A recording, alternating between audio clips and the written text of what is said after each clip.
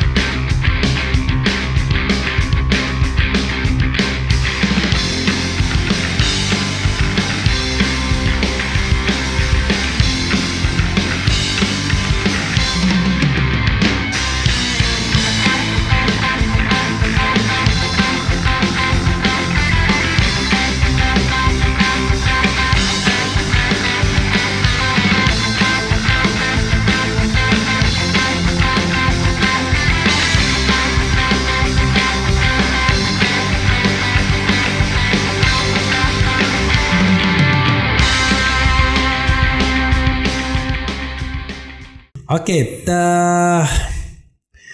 tapi begini, Mas Fadil ya, susah sekali meyakinkan pada pendukung pemerintahan ini bahwa pembangunan ini nggak karu-karuan, no direction gitu. Iya.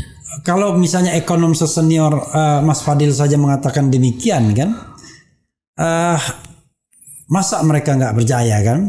Tapi tadi seperti Ihsanuddin Nursi juga mengatakan susah, walaupun ditunjukkan angka-angkanya tetap aja mereka mengatakan bahwa seolah-olah bahwa apa yang sudah dicapai Presiden Jokowi adalah masterpiece. Iya. Dan tinggal dilanjutkan, tinggal diakselerasi kan begitu. Iya betul.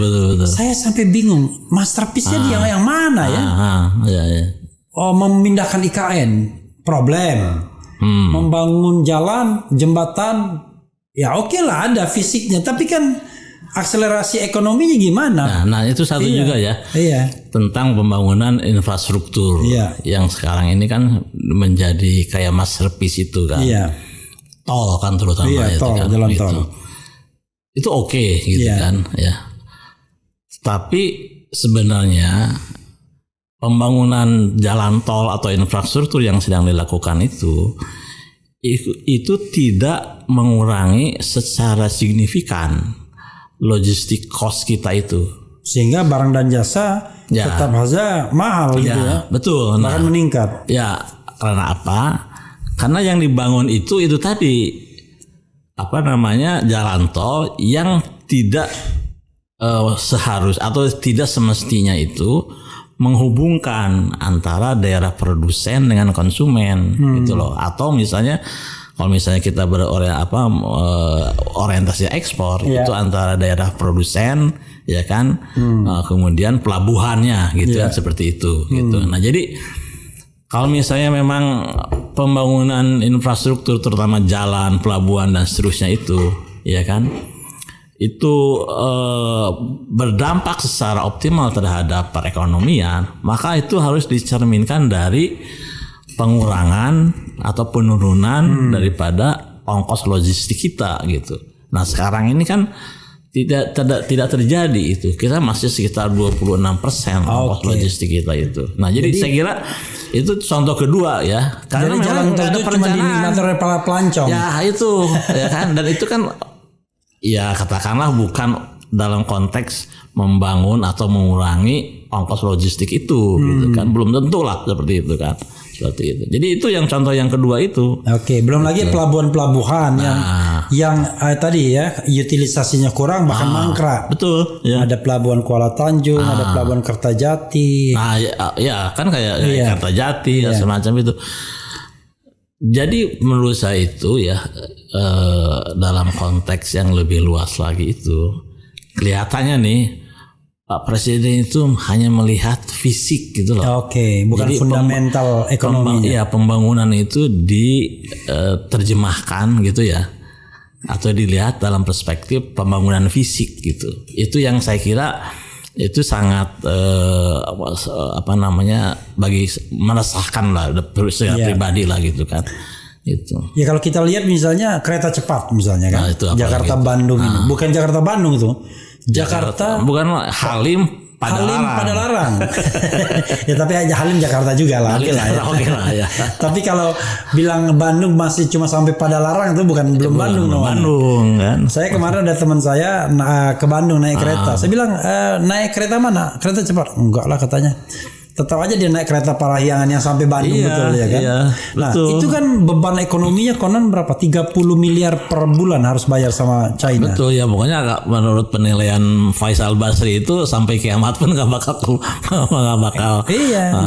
Impas lah kira-kira gitu kan. Nah, itu salah satu contoh yang lebih jelas lagi itu seperti itu gitu kan. Dan dulu kan perjanjiannya itu kan B2B, bisnis to kan? bisnis. Tidak ada government garanti lah, gitu kan. Nah sekarang kenyataannya APBN sudah keluar, ya kan. Nah makanya dari situ saya hormat itu sama siapa namanya nih, Menteri Perhubungan itu waktu itu Jonan ya, yang sebenarnya menolak gitu kan, seperti itu. Ya, kalau orang waras kan dia akan nolak, dia tahu. Itu makanya itu, ya kan. Awalnya itu sampai Bandung kan stasiunnya kan. Betul. Lalu kemudian ada TOD-nya, Transit Oriented Development, itu yang digadang-gadang ya Walini. Itu yang digadang-gadang kan sebagai kota satelit. Sekarang nggak ada lagi cerita. Utangnya biaya pembangunan membengkak. Iya. Kemudian multiplier efek yang diharapkan tadi nggak ada. Iya betul. Gitu. Dan jadi, sekarang pun orang menganggap not necessary naik kereta cepat itu. Sekarang masih disubsidi, mungkin orang masih nyoba-nyoba lah. Iya. Gitu kan. Ya untuk wisata doang. Itu dia. Bukan untuk konektivitas arus barang dan jasa itu. Dan sebenarnya nggak perlu. Sebab apa? Sekarang kan udah jalan tol, ya, kemudian akan dibangun lagi jalan tol yang menghubungkan Jakarta Bandung itu, yang baru nih jalan tol, bukan yang sekarang nih yang Cipularang, yang lewat Japek Selatan gitu kan, katanya itu juga cuma sejam setengah apa gitu loh. Iya, gitu. Jadi sudah banyak sekali ada kalau kita revitalisasi kereta, sudah ada elevated ya kan, yang MBC itu kan. Iya. Kemudian banyak sekali sebenarnya jalur ke Bandung itu kan. Iya betul. Dan apakah Bandung segala-galanya ya? Makanya itu sebagai maksudnya sebagai pemasok Jakarta gitu kan. Iya, rasanya kan enggak juga kan? Juga iya. jadi dengan tidak adanya direksi itu yang jelas itu. Jadi kan sebenarnya resources itu tidak optimal, ya kan. Harusnya resources itu kan dalam ekonomi itu ada sebagai opportunity cost gitu kan. Kalau misalnya resources ini digunakan di sini gitu kan, maka nggak bisa digunakan di tempat lain. Kalau misalnya kita menggunakan resources di tempat yang kemudian tidak menghasilkan manfaat ekonomi yang optimal, itu kan sebenarnya jadi kesia-siaan gitu kan. Gitu.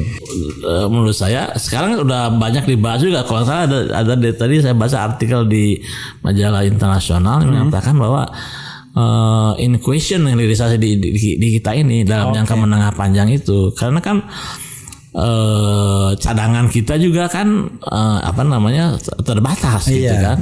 Nah, padahal makanya itu salah satu persoalan yang kita hadapi kalau misalnya kita melakukan kebijakan yang proteksionistis dengan melarang misalnya itu. Ketika kita cadangan nikel kita misalnya atau barang tambang kita habis, menurun, kita kan memerlukan impor dari negara lain, ya kan? Gitu Kalau kan. enggak nganggur semua itu. Bagaimana investasi yang telah ditanamkan di situ gitu kan? Jadi saya kira itu lagi menunjukkan saya kira bahwa tidak ada planning gitu loh di dalam semua kebijakan ekonomi yang dilakukan sekarang ini. Gitu. Dan saya lihat ya rasanya mungkin mudah-mudahan tidak keliru. Kayak ekonomi Alibaba aja kerjasama sama Baba. Ali cari keuntungan aja, cari rente. Dan yang mencari rente ini juga politisi-politisi, orang-orang pemerintahan yang memiliki tambang kan. Betul. Jadi kalau misalnya nikel itu 10% dinikmati orang Indonesia, tapi kan 10% dari triliunan kan. Betul. Cukup lah kan mereka. Untuk tapi biaya politik untuk kehidupan. Sementara gone 90% dibiarin aja kan. Gitu. Ya itu lagi, saya tidak ingin terlalu masuk ke aspek itunya ya. Karena itu sudah banyak dikemukakan oleh orang. Tapi dari sisi bahwa dalam pembangunan ekonomi yang kita laksanakan sekarang ini itu minim perencanaan yang matang gitu loh, gitu kan. Yang seperti yang saya tunjukkan ini. Nah, sisi lain misalnya ya, kalau misalnya kita berbicara tentang sumber daya manusia, terutama kaitannya dengan perekonomian, ya kan, itu kan peranan riset gitu ya, and development itu kan menjadi penting, sangat. Jadi kita kalau bisa kita kan ada juga pernah dinyatakan kita ingin membangun ekonomi berbasis ilmu pengetahuan dan teknologi, gitu kan, berbasis riset lah ya. Berbasis riset ya, basically itu kan gitu.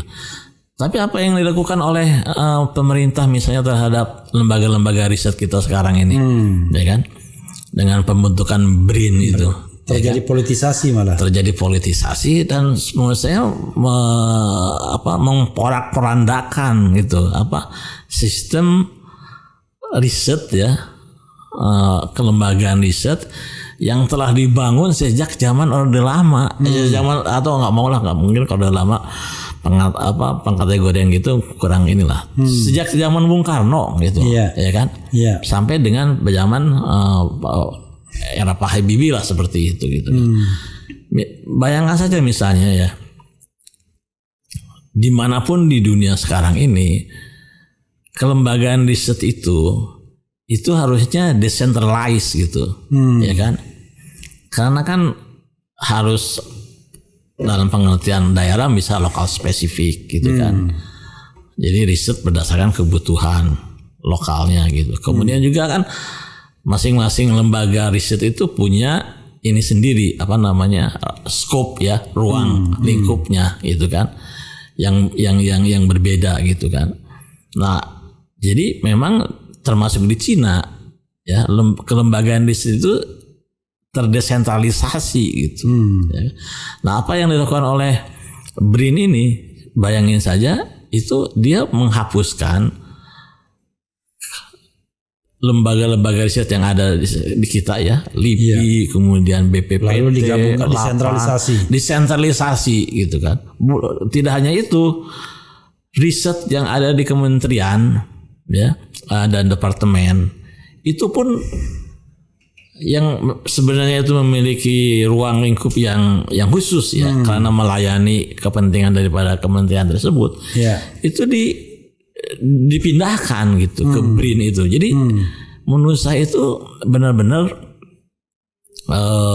mengacaukan gitu ya.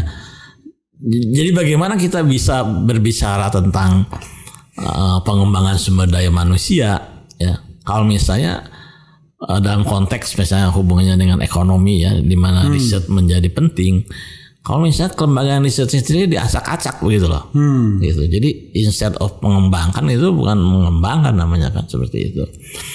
Nah, jadi dulu kan kalau misalnya kita lihat ya wajah riset kita sekarang ini, pembentukan BRIN ya kan, kemudian penghapusan Kementerian Ristek itu yang di waktu itu kan menterinya kan Pak Bambang Brojonegoro ya kan. Itu dilakukan di tengah-tengah Jabatan. apa namanya kabinet yang sudah terbentuk gitu loh. Iya. Hanya untuk bisa mengakomodasi Kementerian Bahlil. Bahlil ya kan, dan kemudian untuk memasukkan ya Dewan BRIN itu dengan Dewan Pembinanya itu kan gitu. Jadi memang saya kira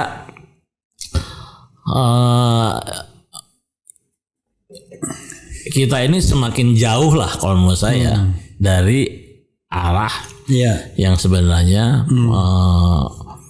sudah di apa namanya ditulis gitu ya, dimuat di dalam berbagai ini kita gitu kan, apa fondasi bernegara kita, konstitusi, undang-undang dan seterusnya itu gitu.